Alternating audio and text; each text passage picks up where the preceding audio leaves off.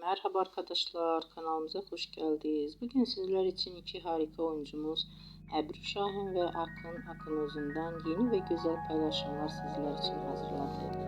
Onlar Hercai dizisinde rol almış ve herkes tarafından beğenilmiştir. Biz de sizler için onların güzel ve romantik karelerini hazırladık.